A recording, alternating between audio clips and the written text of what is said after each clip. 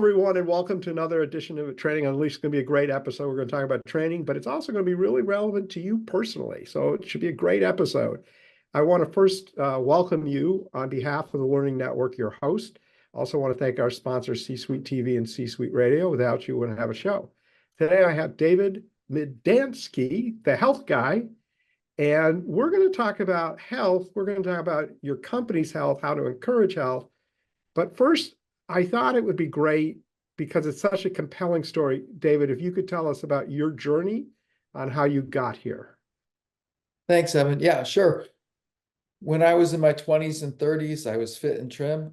However, like most people, life gets in the way, and I stopped exercising. I started eating fast foods and convenient foods. And before I realized it, the weight crept up on me.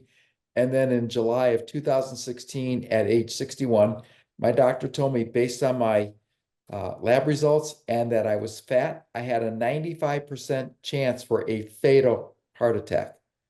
He gave Wow. me two options. Yeah, lose weight or find a new doctor. And he strongly encouraged me to find a new doctor because he'd been after me for 8 years to lose the weight. And if I did lose weight on a diet, I regained it all, sometimes even more. So I was embarrassed, I was frustrated, and I had a potentially fatal situation facing me. So this time was different. The light bulb went off, and during the next 4 months, I shed 50 pounds, 25% Wow. of my total body weight. More importantly, I've kept it off. And I went back and started reading the books from the 1970s I had on fitness and health and realized they were talking about basic principles and strategies. Books by Paul and Patricia Bragg, Jack LaLanne, Richard Simmons, and William Duffy Sugar Blues. Then I started reading books from current authors and started realizing they were promoting their products, their programs, their services. And it made it sound like if you didn't invest with them, then you would fail. And I thought, something's wrong here. So I've identified what I call 9 simple golden rules for living a healthy life. David, And before you go into the 9 goals, because we want to get there, I want to take a moment and explain to the audience why I felt David being on this show was so important, because the show is about training. And really, we're talking about the health and livelihood of all of the employees within the company. And I've been to companies where they really focus on health. And I really wanted David not only to tell his story and to share the 9 rules, but we'll get into how to take this to the entire company. So I just wanted to set that content. Go ahead and please share the 9 rules. well, before I get to that, what I like to tell everybody is that in June of 2022, at age 67, I hiked up Mount Kilimanjaro. Wow, congratulations. Thank you. So age should not be a factor in determining whether you want to start improving your overall health and becoming healthier. So with the 9 simple golden rules, I share them with people and we'll go into them. And when people hear them, they're like, oh, I know that. I understand you know it. Are you doing it? Well, no. Well, the question is, why aren't you doing what you know what to do? And what I've learned, it's not so much what we can do, it's what we will do. So the No nine, doubt. this, and the other thing is when you have a healthy employee and you feel good yourself as a manager or as an owner, you're more productive, you're happier, and things tend to go a little smoother in the business. You And lower your insurance costs. let me also say, I think when companies invest in talking to people about their health, people feel valued, that the company cares more about them than just sitting at the desk. And then I'll add the other obvious, it's going to lower your health insurance costs. So Exactly. there's an And ROI. you lower health insurance costs, you lower absenteeism, and employees are more productive. They don't have that brain fog in the middle of the afternoon. Yeah. And it's just really, when I talk about health, I used to talk about weight loss. And what I've realized is when you eat for your health, the weight loss will take care of itself. And when people improve their overall lifestyle and eating habits, the weight just comes off. So it's not about losing weight so much as it is to feeling better, having more vitality, more energy, looking better, and having that better mental cognitive ability. that's where everything is. My focus is helping people do that. Yeah, so I am a person who has lost a lot of weight too. I've lost 60 pounds. And you're totally right. First off, it's mindset, right? Just really being willing to value what you're about to do. And it's about changing for life, not changing for a quick diet. I did mine over 5 years. So my goal was a half to a pound a month. But That anyhow, let's talk about the 9 simple rules because I'm dying to hear them. Okay, the first one is to drink more water, and it should be pure water, not the flavored waters. And the reason I say that is our bodies are 60 to 70% water. It's not soda or diet soda or fruit juices or milk. It's water. The other thing is there's a direct correlation with people being dehydrated and people being overweight. That correlation is 75% of the US population is chronically dehydrated. That relates to 72% of the US population being um, overweight. And what happens a lot of times, people think they're hungry, they're actually thirsty. So instead of eating more, you should be drinking water. Water also acts as an appetite suppressant and it rehydrates you. And it acts in many ways, a lot of benefits people don't realize. Golden rule number 2 is to avoid the highly processed, ultra processed, and manufactured foods. These are scientifically engineered products to look like foods that really aren't foods. Golden rule number 3, eat. I'm gonna slow you down here. Golden rule number one, drink a lot of water. Do you have a lot of water in your building? Do you have water bubblers around? Do people have access to water bottle? I mean, I'm not a big bottle fan, but some offices there's no access to water. You're gonna go to the bathroom to get a glass of water.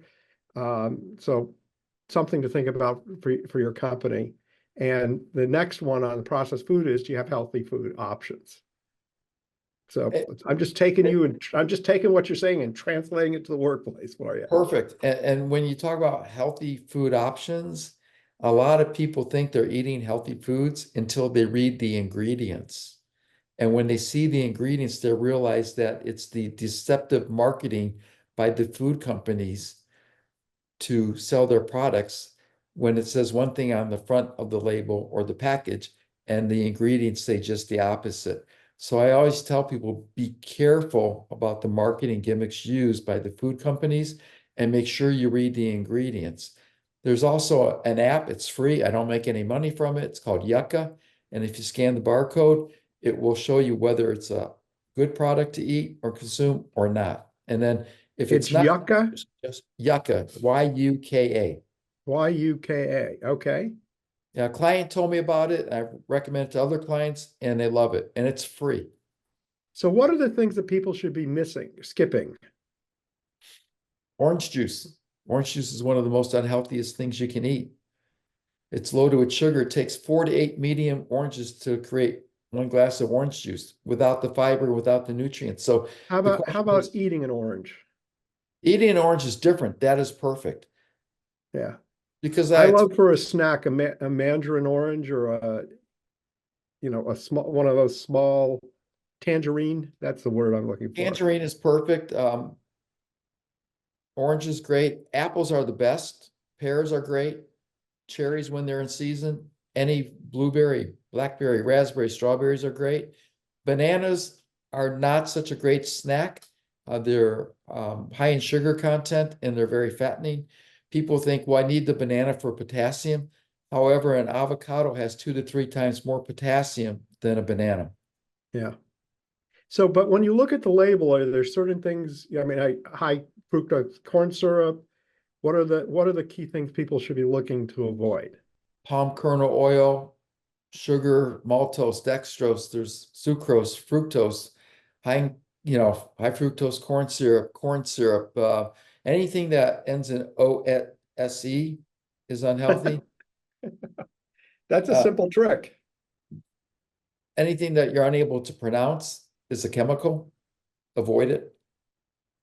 So So I'm going to just give something away for the people listening. part of the free offer is going to be something that will help you with these 9 rules. So you don't have to be writing this all down while you're driving in your car. Um, so I think we're on to rule 3 or 4. 3 is to eat real holistic whole foods, the Okay. foods created by nature, not the imitation foods. Rule number 4 is to eat small portions. What people don't realize is our food portions have been supersized without us realizing it. In the 1900s, the average size dinner plate was 9 inches in diameter. Today, it's 12 inches in diameter. And if you go to a restaurant, a serving platter can be anywhere from 13 to 15 inches. In Europe, except for the UK, a dinner size plate is still 9 inches in diameter. So what I tell people is use a salad plate instead of a dinner size plate. Good idea. Golden rule number 5 is to eat slower.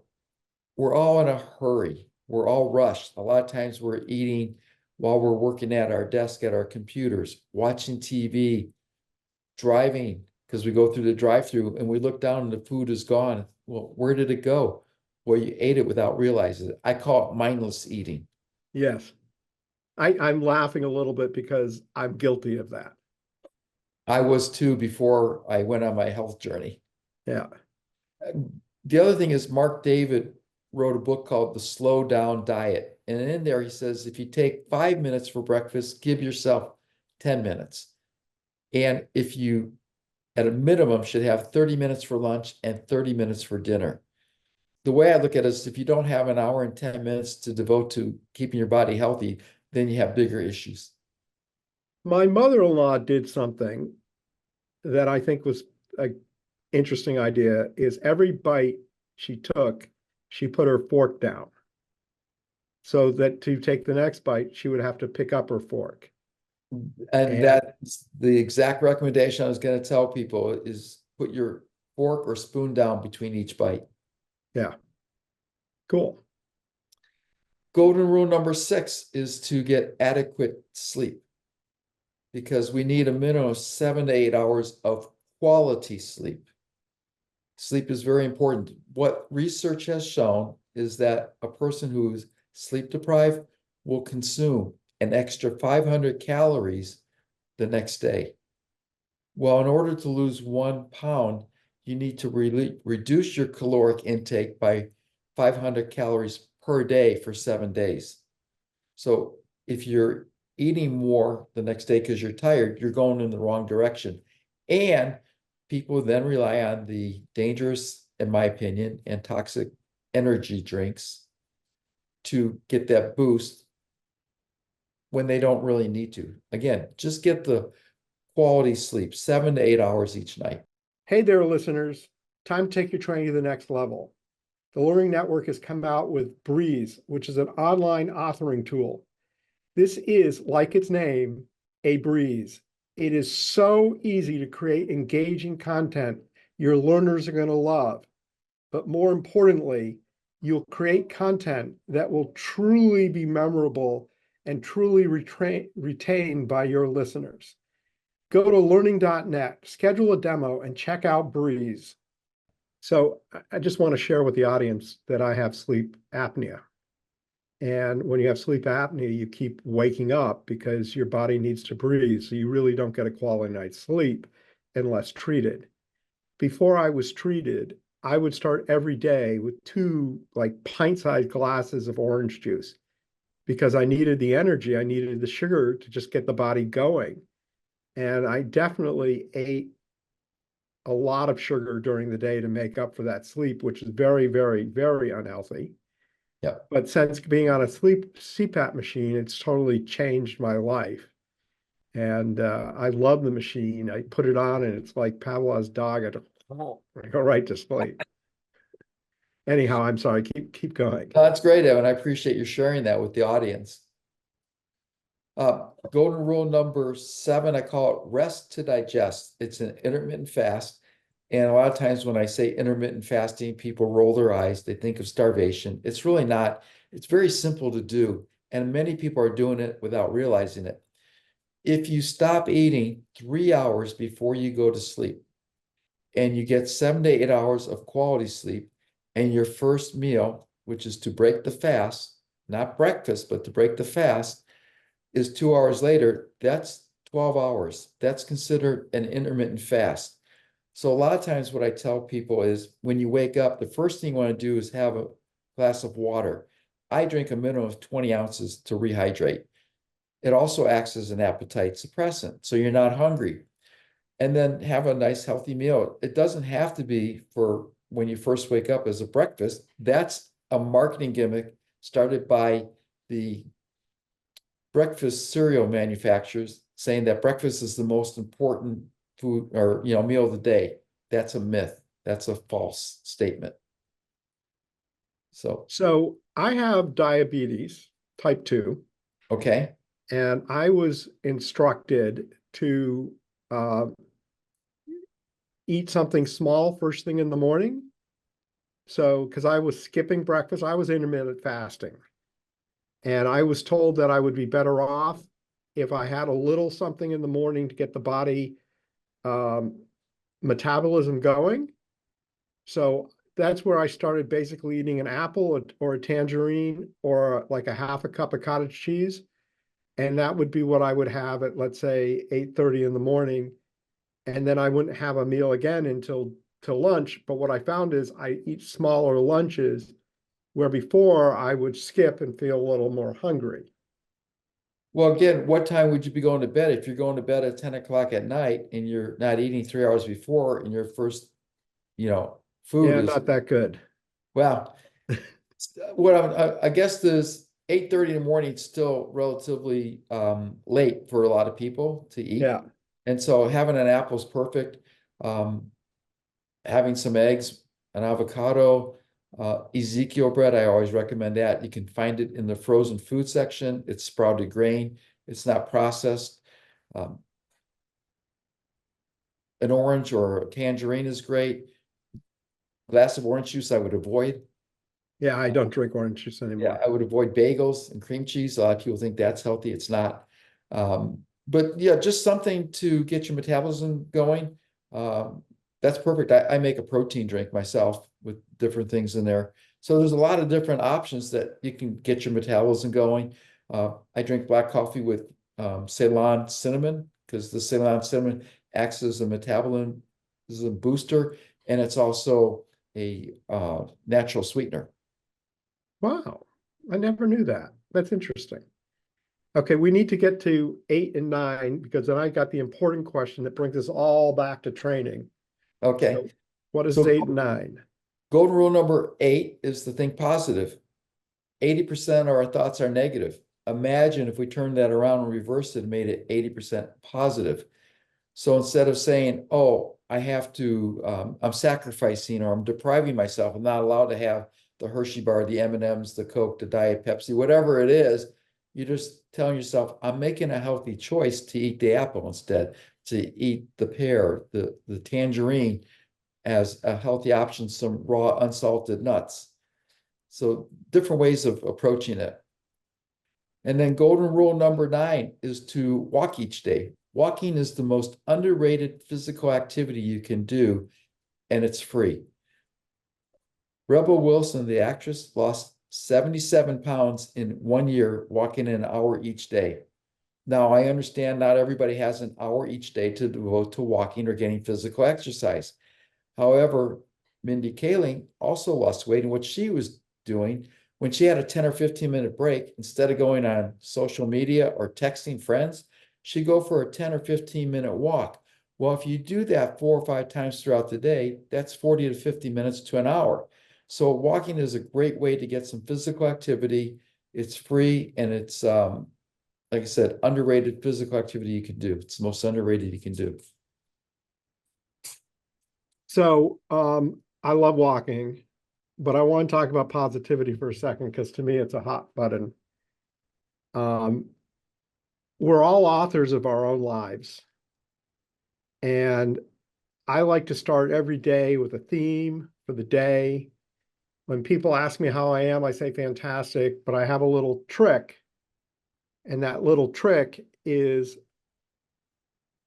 um, every day at dinner time, I share 3 positive things with my wife and sometimes children. And it used to be something I did with the whole children.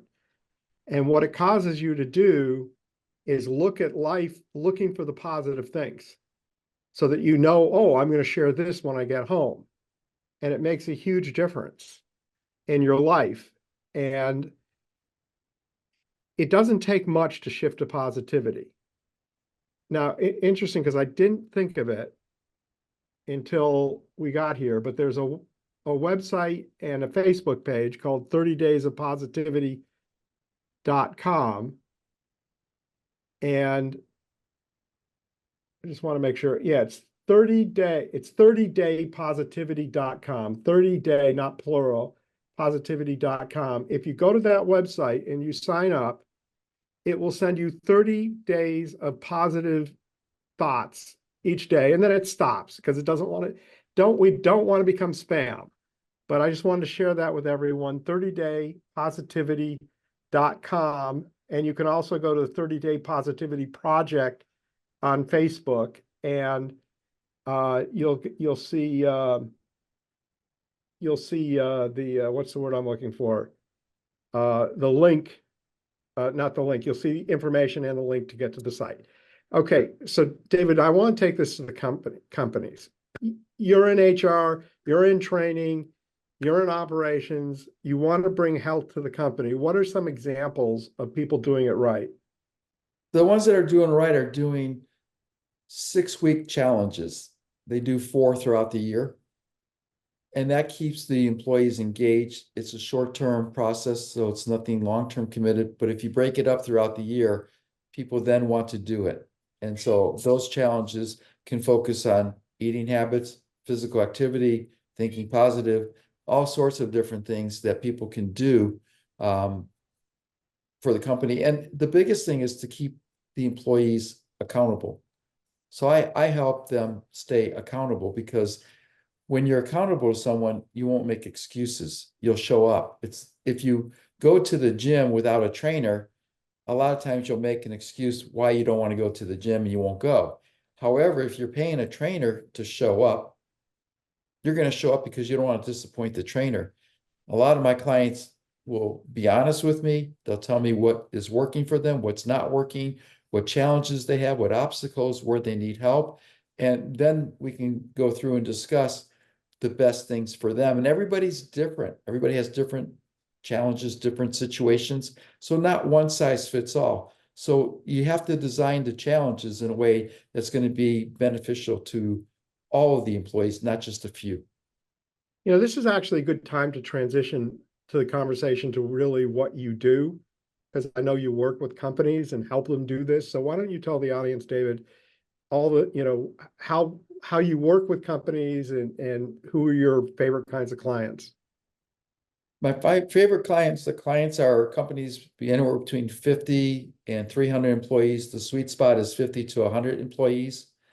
And where the employees are involved, at least 60 to 70% of the employees want to be part of the challenges. And then it's beneficial to the company to do these 6-week challenges 4 times throughout the year. And again, we make it where it's empowering and encouraging rather than demanding or demeaning or denigrating, so that they want to. And the most important thing is they get the results. And when they start seeing the results from doing the small positive changes they make, then they want to continue and they build momentum. And when they get the momentum, then they want to keep going. And then they get healthier. It's more productive for the company, increases profits and profitability, and it's a win-win for everybody that way. And how do people reach you? They can reach me at LinkedIn at David Medansky. They can reach me at davidmedansky@gmail.com. They can go to the website. I have a TV series, jadedhealth.tv or jadedhealth.org. So they can send me a direct message on Facebook, on LinkedIn. I'm happy to answer questions. I'm also happy to share that special bonus that we're talking about soon. We're going to do that, but I'm going to get you to do something first. I know for you, Medansky is incredibly easy to spell. You've been spelling it for at least 69 years. But the audience who may be driving or something, if you could spell your last name a little slowly, that would be awesome. Sure. Last name is like 3 words. Me, Dan, Dan, and then Sky, Sky. Just make it sound Polish. So Me, Dan, Sky, exactly. Medansky. Perfect. Nice. So LinkedIn, Dan Medansky, email danmedansky at gmail.com. David Medansky. David, thank you. David Medansky at davidmedansky at gmail.com. Okay, please share your offer with everyone. Okay, so I will send everybody a PDF that's printable and easy to frame or keep on your desk or your refrigerator of the 9 simple golden rules for living a healthy life. Nice. Simple, easy. Just give him an email and you'll get the 7 tips. Again, people Dave, see these 9 simple golden rules, they say, I know that. And the question is, I understand you know it. Are you doing it? If not, why not? And it's not so much what we can do, it's what we will do. so I am happy to report, David, with one exception, I'm doing all 9. I What's have the one, exception? I have one, and I've tried, but I've one addiction, which is to Diet Coke that I cannot seem to beat. Um, so other than that, but I know I've got to, I got to step up I got to step up to the Let me plate. ask you this, Evan. How many Diet Cokes do you drink in a day? 2 to 3. Is it possible to reduce it to 1? Anything is possible. Anything is possible. It's I like the kick. I like the caffeine. I tried switching to coffee. I've never drank coffee. Anyhow, we're going way too long. We got to get to the one tip.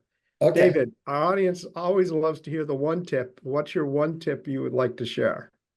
One tip is drink more water because 75% of the US adult population is chronically dehydrated.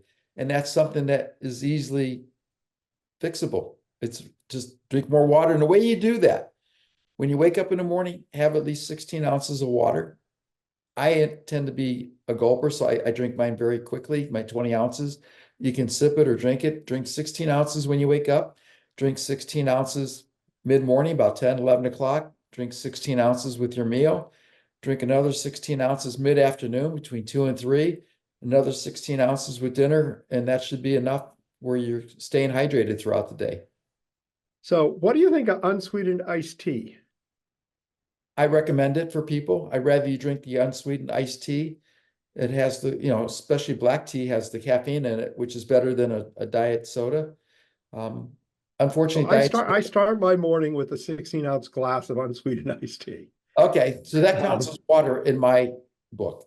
yeah, well, I maybe I could switch to one Diet Coke if I had more unsweetened iced tea in my life. So, David, I want to thank you on behalf of the Learning Network. I want to thank the audience for being here. Also, our sponsors, C-Suite TV and C-Suite Radio. Also want to remind everyone, check out our YouTube channel now, the Training Unleashed Network. And of course, you can go to our website, trainingunleashed.net. Everyone have a great day.